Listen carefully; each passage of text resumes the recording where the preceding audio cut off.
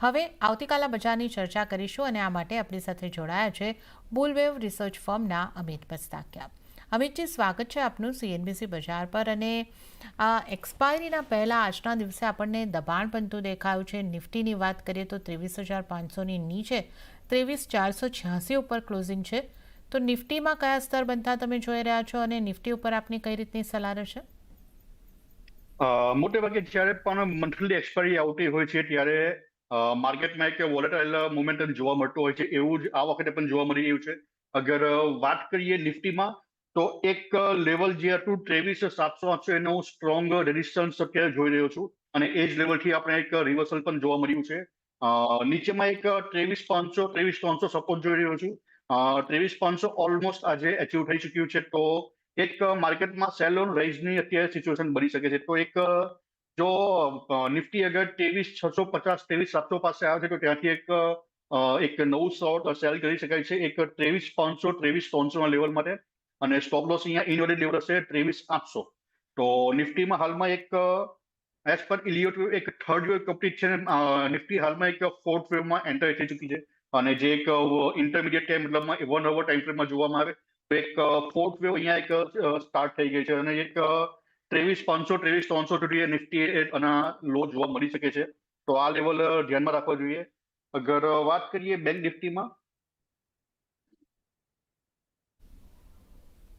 તો બેંક નિફ્ટીમાં પણ જોવામાં આવે તો એક રેઝિસ્ટન્સ લેવલ હતું એક 52,100 એક સ્ટ્રોંગ રેઝિસ્ટન્સ છે જે એક ફિબોનાચીનું 61% એક લેવલ જોવા મળી રહ્યું છે જે જનરલી એક સ્ટ્રોંગ રેઝિસ્ટન્સ ગણવામાં આવે છે ફિબોનાચીમાં.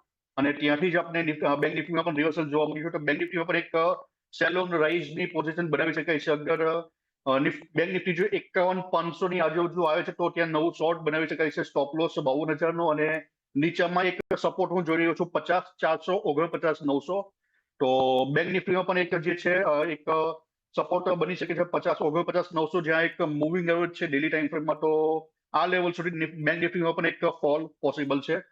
અને બીજું એક ઇન્ડેક્સની હું વાત કરવા માંગીશ પીએસયુ બેંક નિફ્ટી.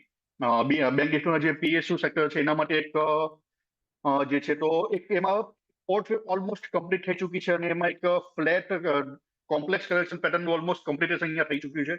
તો આવનારા દિવસોમાં પીએસયુ સ્ટોક્સમાં એક સારી એવી તેજી અપસાઇડની જોવા મળી શકે છે.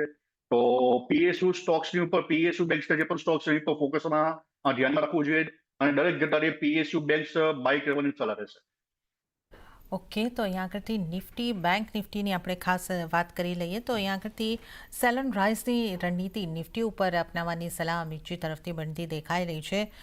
23,650 23,700ની આસપાસથી સેલ કરીને ચાલો 23,500 અને 23,300 સુધીના નીચેની તરફના ટાર્ગેટ બની શકે છે. 23,800નો સ્ટોપ લોસ તમારે રાખવાનો રહેશે. અને આ ઉપરાંત બેંક નિફ્ટીની પણ જો આપણે વાત કરી લઈએ અહીંયા પણ સેલ ઓન રાઇઝની સ્ટ્રેટેજી અપનાવવાની અમિતજીની સલાહ બની રહી છે.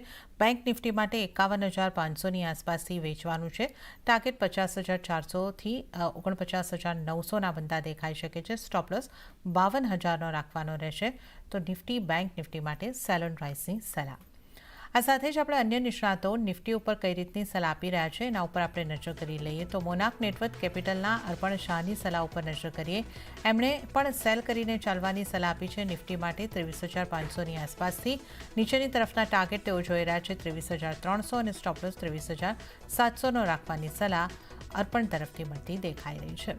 હવે નજર કરીશું બોનાન્ઝા પોર્ટફોલિયોના વિરાટ જગડની સલાહ ઉપર. એમણે નિફ્ટીને સેલ કરીને ચાલવાની સલાહ આપી છે. 23,200નો ટાર્ગેટ તેઓ જોઈ રહ્યા છે. Stop loss 23,650નો.